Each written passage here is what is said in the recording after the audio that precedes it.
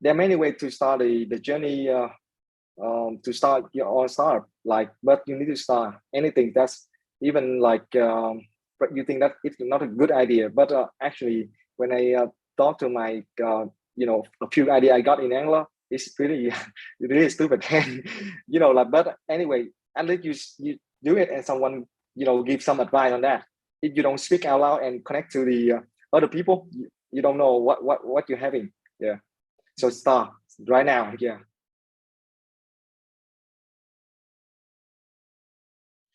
Hi everyone. Okay. This is the Peking University HSBC Business School Entrepreneurship Society. Today we are speaking with Mr. Andrew Bui. He is the founder of an Antler-backed startup. So without further ado, Mr. Bui, may I ask you to introduce yourself? Okay. My name is Andrew. My Vietnamese Nathan. So I grew up in Mekong Delta, Vietnam, South Asia. The South Asia very different from today, what you know. Yeah. So as a kid, I used to dream to study abroad like you guys, and working for big Western company, and even living abroad. And I wanted to be westernized. No kidding. Western world must be better at that time, I thought to myself. But I never had a chance to study abroad. I learned English by listening to English songs, watching a Discovery Channel, and talking to tourists. So a lot of my friends who studied abroad and came back and told me that I got an accent. I didn't feel sad. I kept quiet and focused on what I do best, which is hustling and staying curious, and also practicing my pronunciation. So I started my career in technical sales for Western company. The boss asked us to have an English name because he couldn't speak our Vietnamese name. So I got the name Andrew by then. So use it ever since for almost 10 years now. I didn't care much back then because the pay were really good. And I didn't think much because I had a chance to travel the world and went to business trip to other countries inside Asia and see what's happening out there outside Vietnam. Southeast Asia is beautiful, but I still thought to myself, Western world might be better. Yeah, that about my story, about myself. I see. Yeah. So from that, yeah, you mentioned you work for big Western firms. So ultimately, what motivated you to make the switch and become an entrepreneur? Yeah, so like when I first joined the company, like anyway, I got 9 years in enterprise and B2B SaaS sales, and I started my career in that Europe company. And when I first joined the company, someone told me that if you try your best, someday the company will fly you to Europe. Oh, as a kid, just graduated, I thought, wow, this is so cool. So I did try my best and got a few successful projects for the company. That's the project eventually opened a new revenue stream to the company. So they flew me to Europe and shared the story to colleagues worldwide. And I took the chance to travel the continent for a month. And yeah, wow, the Europe is really beautiful. But the last destination in Paris, my dream city. But when I stood still in front of Eiffel Tower at midnight, and I felt nothing accomplished at that moment, I actually felt really lost. I didn't know what to do next. Very honest to say that. So I went back to my homeland and began the search for the next big thing in my career. Yeah, to find my path. So the journey after that was not really smooth at all because I didn't have a mentor. I didn't have the school club like yourself. I could love to have this kind of club before to learn about entrepreneurial journey, but I didn't have any kind of person to guide me. So I just went around, try to find where the market heading by myself. So I tried them all and learn by doing and failing as well. So I had a chance to experience all other industries in tech, and I kept myself updated and kept the eye on the startup landscape in Vietnam and South Asia. So I saw Vietnam. A lot of Vietnamese have put the country on a global tech map.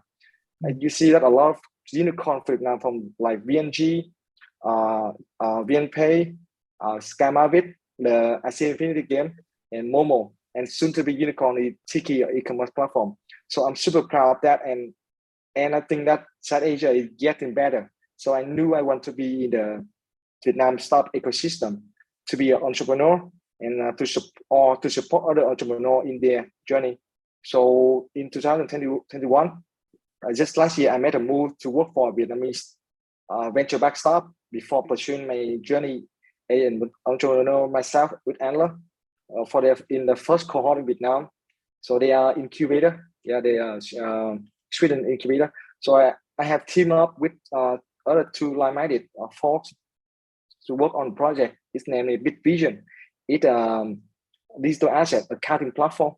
Yeah, support the Web3 movement. So we just successfully raised the pre-seed round recently. So it's just mark my day zero of my entrepreneurial journey, and everything. A lot of things need to be done. So I might make it or not, but I don't really worry much about that, because I'm really optimistic and bullish about it, and knew that I found my right path. So yeah. It certainly sounds very inspirational. I think it's a common thing, like especially as Asians, when we grow up, we think the West is the dream, and then one day we we get there, we realize maybe our home is actually better. So I think it's really cool that you made the switch to build a great startup in Vietnam. So you mentioned at the start, you didn't really have much mentors, or you didn't have much support at the start. So may I ask, what's good and perhaps not so good about being an entrepreneur in Vietnam, especially with regards to, at the start, how do you build the company? Yes, so the point, let's talk about the good thing first, because I see that more global capital pouring into Vietnam startup, and even there are a lot of local investors are trying to support us. So the money is really there, and Vietnam internet economy is expected to like one of the top in the region inside Asia, and regulators are really supportive, and they are more open. They are more open than ever. So like an ecosystem with the incubator, accelerator, and innovation lab is growing. And lucky for me, we are not the first batch of entrepreneurs in Vietnam. There are a few other, they are in front of us, and they came back to support the new batch of entrepreneurs. So and for now, like I can find my mentor easier, and I can be the mentor for the next batch of entrepreneurs as well. So the bad thing, I think, also come back to like we kind of the third generation, the third batch, but it's still kind of new. So the ecosystem is there, but like sometimes personal level, you need to prepare a lot of things. Like I was lucky enough to to save enough the money you need to live, right? So before the Antler program, I talked to my family, so I want to pursue this career, and I calculate this is the money I can survive in the next 2 years without working or something. Because when you pursue this career and this path, it's very risky, and I prepared myself before that for a few years. So and yeah, another bad thing that's like sometimes you easy to lose the tracks along the way, because entrepreneur or founder title kind of like fancy, and like I myself don't think that's a fancy title at all. I don't love some sexy idea. My idea is very unsexy, and I very practical when it comes to like a solution that the solution that client really need, and serve the client and not the market. Yeah.